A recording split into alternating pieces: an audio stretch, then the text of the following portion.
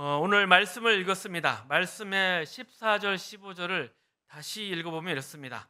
그런즉 그들이 믿지 아니한 일을 어찌 부르리요 듣지도 못한 일을 어찌 믿으리요 전파하는 자가 없이 어찌 들으리요 보내심을 받지 아니하였으면 어찌 전파하리요 기록된 바 아름답도다 좋은 소식을 전하는 자들의 발이여 함과 같으니라.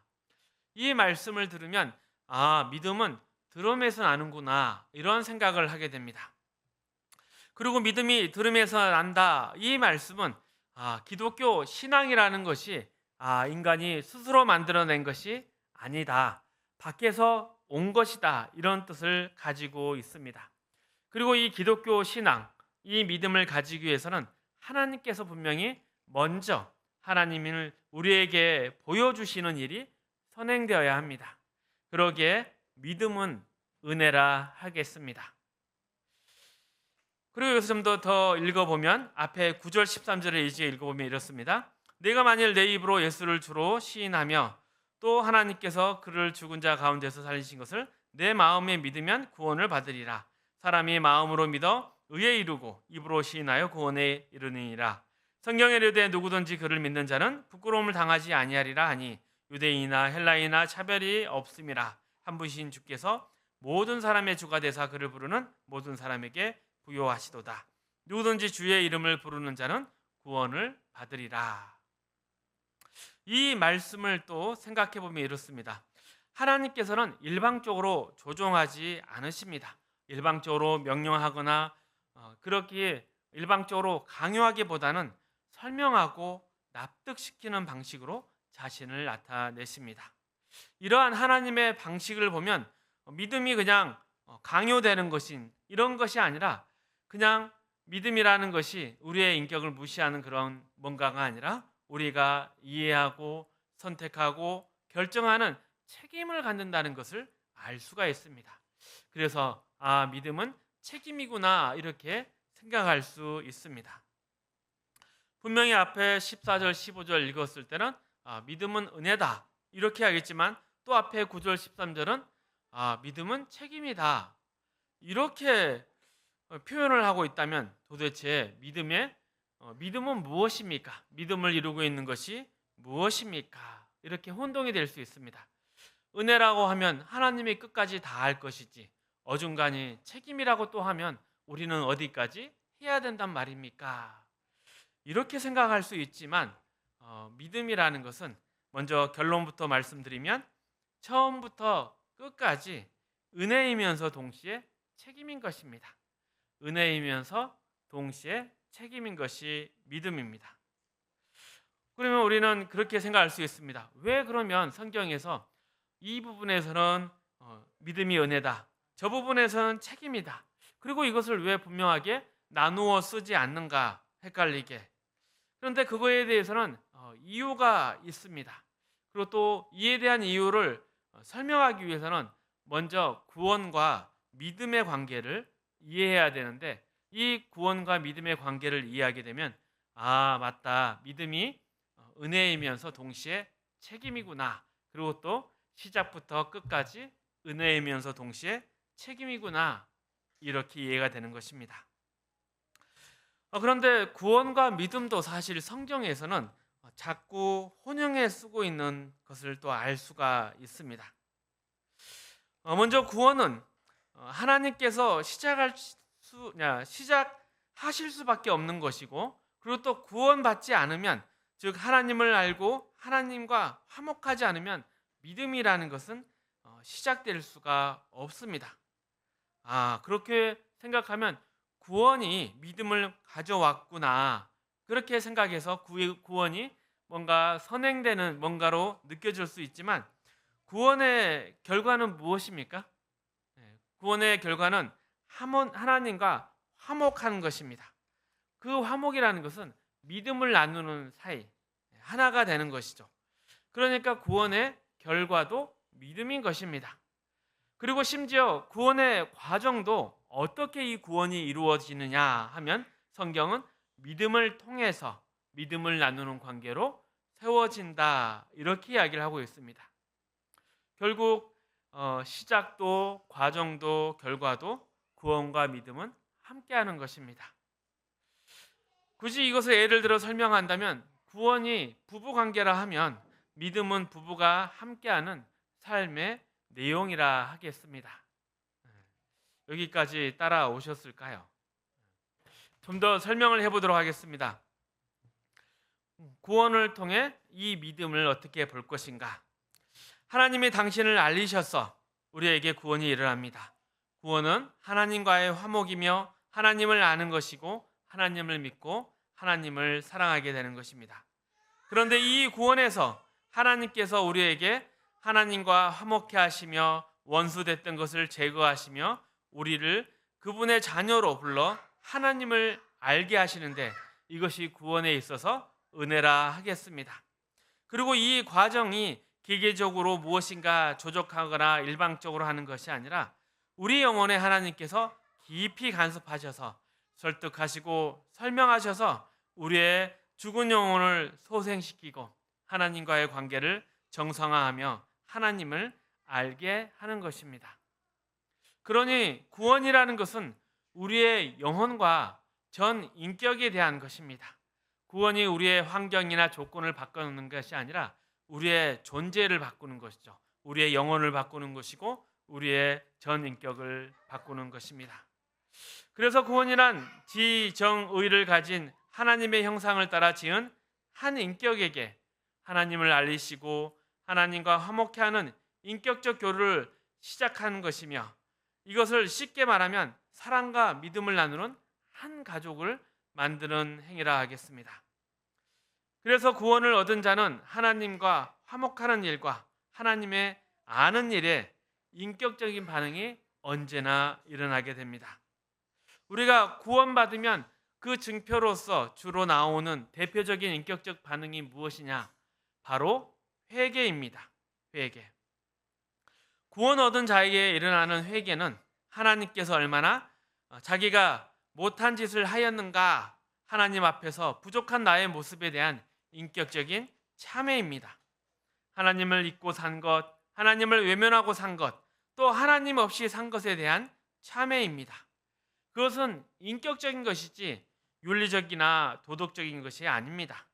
하나님의 관계 속에서 이 관계 속에서 자신의 인격적 위치를 되돌아보는 것입니다. 그래서 구원이 인격적인 반응과 이 책임을 요구하는 것은 하나님의 은혜로 말미암은 구원의 결실, 그 구원의 열매가 그 변화된 모습이 우리 인격에서 나타나기 때문입니다. 구원은 인격에 대한 사역이고 인격의 변화이며 돌이킴입니다. 그래서 모든 구원은 하나님의 은혜로 받는 것이지만 그 반응은 늘 인격적 결단, 즉 책임입니다. 내가 주님을 믿습니다. 이제 주님을 영접합니다. 내가 다시는 죄에게 나를 팔아먹지 않겠습니다. 이런 하나님과의 인격적 결합이 그 첫 번째 반응인 것입니다. 그래서 하나님의 은혜로 구원을 얻는다고 할 때 그 반응이 인격적이다. 이것을 놓치면 믿음이 은혜이며 동시에 책임이다 관계를 놓치게 되는 것입니다. 우리는 하나님의 은혜로 구원을 얻습니다. 그런데 이 구원이 하나님과 나를 알게 하며 하나님께서 그리스도 안에서 내게 행하신 그 사랑과 인격을 알게 합니다. 그리고 이와 함께 하나님 그분이 내게 향하신 그 사랑과 의지에 대한 이해가 따르게 되며 거기에 대한 인격적인 항복, 즉 믿음이 당연히 뒤따르게 됩니다. 이사야 7장 1절에서 9절을 보고 이것에 대해서 좀 더 살펴보겠습니다. 이사야 7장 1절에서 9절까지 말씀 함께 읽겠습니다. 우시아의 손자요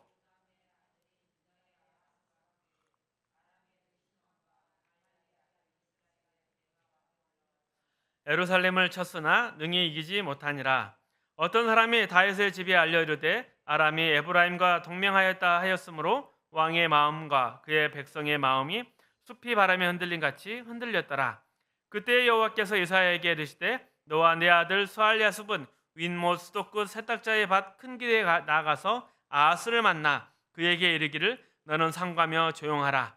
르신과 아람과 르말라의 아들이 심히 노할지라도 이들은 연기나는 두 부직갱이 그루터기에 불과하니 두려워하지 말며 낙심하지 말라.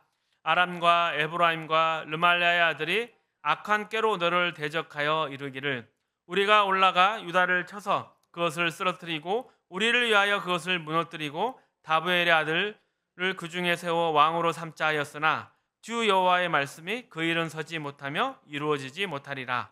대저 아람의 머리는 다메섹이요 다메섹의 머리는 르신이요 65년 내에 에브라임이 패망하여 다시는 나라를 이루지 못할 것이며 에브라임의 머리는 사마리아요 사마리아의 머리는 르말랴의 아들이니라. 만일 너희가 굳게 믿지 아니하면 너희는 굳게 서지 못하리라 하시니라. 네. 지금 이 본문은 유다 왕 아하스 때 아람과 북이스라엘이 동맹을 맺어서 유다를 치러 오는 것입니다. 그래서 아하스 왕과 유다 이 나라의 운명이 바람 앞에 등불같이 되었습니다. 그때 하나님께서 이사야를 보내서 걱정하지 말라, 내가 유다를 지키리라. 쳐들어오는 나라들이 결단코 너희를 이기지 못할 것이다. 그러면서 너희가 믿지 아니하면 정령이 굳게 서지 못하리라. 내 백성이 되고 내 자녀가 되려면 믿음이 있어야 된다. 이렇게 권면하는 부분입니다. 믿지 아니하면 굳게 서지 못한다. 믿지 아니하면 그 존재가 서지 못한다. 하나님 앞에서. 그래서 너희가 내 백성이 되고 내 자녀가 되려면 믿음이 있어야 된다. 이렇게 말씀하시고 나서 이 뒤에 10절 이하는 우리가 전에 이제 마태복음을 공부할 때 함께 읽었던 본문입니다. 임마누엘의 징조에 대한 부분이죠. 여호와께서 또 아하스에게 말씀하여 이르시되 너는 내 하나님 여호와께 한 징조를 구하되 깊은 데에서든지 높은 데에서든지 구하라. 그 징조를 구해서 너는 믿으라 하시는 부분입니다. 내가 믿을 만한 어떤 조건을 제시하면 하나님인 내가 너에게 그 징조를 주겠다 하시는데 아하스 왕이 이 말을 듣고 징조를 구합니까? 그렇지 않습니다. 왜냐하면 그는 하나님에 대한 믿음과 신뢰가 없습니다. 그래서 하나님께서 너희가 믿지 않으면 정령이 굳게 서지 못하리라. 이 말씀은 믿음을 그냥 덮어놓고 믿어라 이런 것이 아니라는 것이죠. 하나님께서 분명히 그 믿음의 증거나 내용을 하나님이 제시하고 있다. 그리고 이것은 무엇을 목적으로 하느냐? 바로 믿는 자의 굳음, 믿는 자의 든든함을 목표로 하고 있다. 그러니까 하나님께서 이 믿음의 과정에서 하나님께서 계속해서 우리에게 은혜를 주시고 증거를 주셔서 우리의 반응이 있게 하고 우리의 책임이 또 인격적으로 거기에 그 은혜를 붙잡는다면 함께 일을 하고 있는 것이죠. 그러니까 믿는 자를 굳게 세우는 것, 거기에 대한 하나님의 은혜와 우리의 책임이 더불어져서 믿는 자를 든든하게 세워가는 것입니다. 그리고 또 빌립보서 2장을 보면 이런 설명이 등장합니다. 은혜로 얻은 구원이 책임의 믿음을 구하는 것이 언제나 연결되어 있다. 빌립보서 2장 12절입니다. 그러므로 나의 사랑하는 자들아, 너희가 나 있을 때뿐 아니라 더욱 지금 나 없을 때도 항상 복종하여 두렵고 떨림으로 너희 구원을 이루라. 이 말씀에서 말하는 구원은 보통 우리가 생각하는 천국 가는 그 구원이 아닙니다. 칭의의 구원이 아닙니다. 죄인에서 이렇게 이제 하나님의 자녀가 되는 그런 구원을 말하고 있는 것이 아닙니다. 여기서 말하는 구원이라는 것은 하나님의 자녀가 되어가는 것, 하나님의 그 부르심에 합당한, 은혜에 합당한 책임을 지는 자, 하나님의 자녀로서의 됨됨이를 만들어가는 과정, 즉 성화의 과정을 이야기하는 것입니다. 그리고 그것이 12절 이렇게 12장 이러한 12절은 5절 이하 말씀과 또 연결되어 있습니다. 빌립보서 2장 5절에서 8절까지 말씀입니다. 너희 안에 이 마음을 품으라. 곧 그리스도 예수의 마음이니 그는 근본 하나님의 본체시나 하나님과 동등됨을 취할 것으로 여기지 아니하시고 오히려 자기를 비워 종의 형체를 가지사 사람들과 같이 되셨고 사람의 모양으로 나타나사 자기를 낮추시고 죽기까지 복종하셨으니 곧 십자가에서 죽으심이라. 우리가 이 부분을 볼 때도 예수 그리스도의 십자가를 보면서 십자가로서 우리가 구원을 얻었구나. 하나님이 정말 비천한 우리의 모습까지 낮아지셔서 우리를 구원해 주셨구나. 이렇게 볼 수 있겠지만 이 앞뒤의 문맥을 보면 이것은 그러한 십자가의 은혜에 대한 이야기를 하는 것이 아닙니다. 그 은혜에 반응한 믿음의 책임을 요구하고 있는 구절입니다. 자, 1절에서 4절도 마저 읽어보겠습니다. 그러므로 그리스도 안에 무슨 권면이나 사랑에 무슨 위로나 성령의 무슨 교제나 긍휼이나 자비가 있거든 마음을 같이하여 같은 사랑을 가지고 뜻을 합하여 한 마음 품어 아무 일이든지 다툼이나 허영으로 하지 말고 오직 겸손한 마음으로 각각 자기보다 남을 낫게 여기고 각각 자기 일을 돌볼 뿐더러 또한 각각 다른 사람의 일을 돌아보아 나의 기쁨을 충만하게 하라. 그렇죠. 이 말씀은 너희는 이렇게 너희의 구원을 완성하라는 것입니다.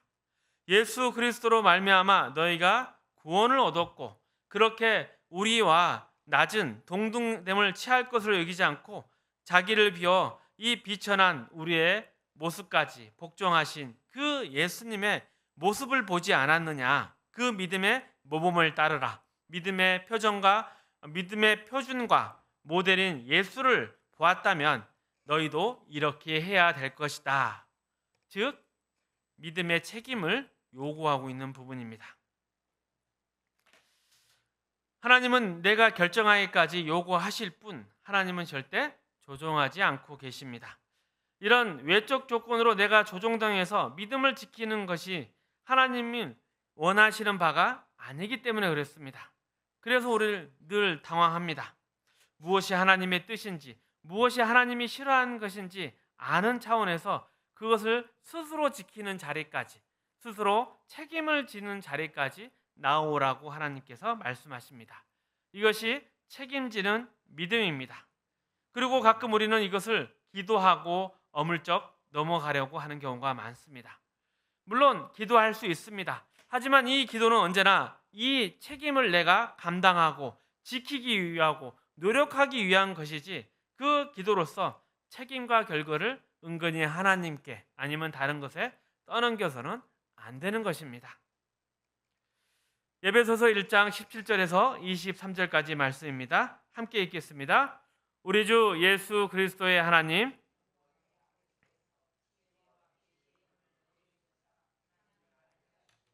너희 마음의 눈을 밝히사 그의 부르심의 소망이 무엇이며 성도 안에서 그 기업의 영광의 풍성함이 무엇이며 그의 힘의 위력으로 역사하심을 따라 믿는 우리에게 베푸신 능력의 지극히 크심이 어떠한 것을 너희로 알게 하시기를 구하노라. 그의 능력이 그리스도 안에서 역사하사 죽은 자들 가운데서 다시 살리시고 하늘에서 자기의 오른편에 앉으사 모든 통치와 권세와 능력과 주권과 오는 세상에 일컫는 모든 이름 위에 뛰어나게 하시고 또 만물을 그의 발 아래 복종하게 하시고 그를 만물 위에 교회의 머리로 삼으셨느니라. 교회는 그의 몸이니 만물 안에서 만물을 충만케 하신 이에 충만함이니라. 아멘.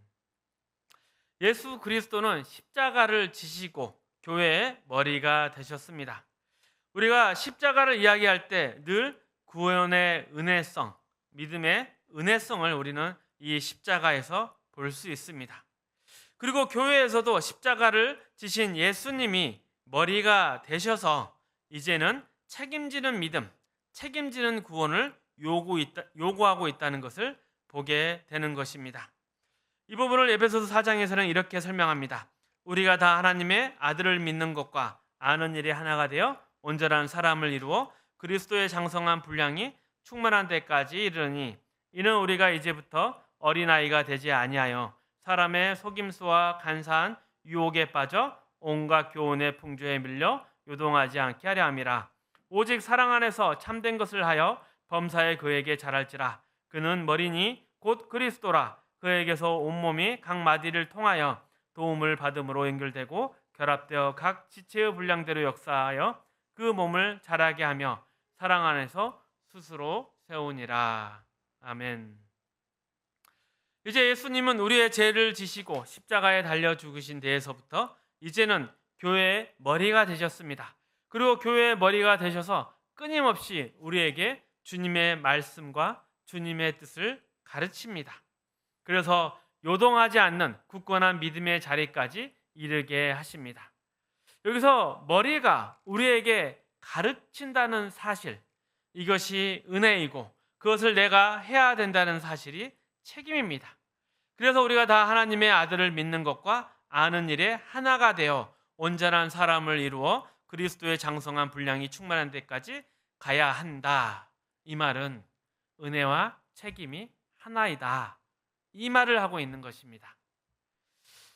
믿음에서 은혜를 아는 것, 또 이 책임을 가지는 것, 함께 책임을 연습하는 것, 이것이 굉장히 중요합니다.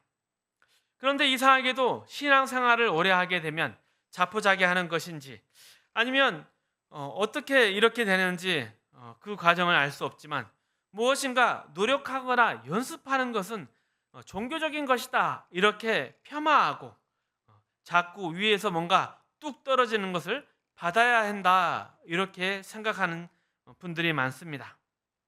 우리가 하나님을 사랑하며 주님을 믿는다고 고백하는 것을 가지고 우리는 주님을 사랑하는 일을 실제로 연습하는 게 필요합니다.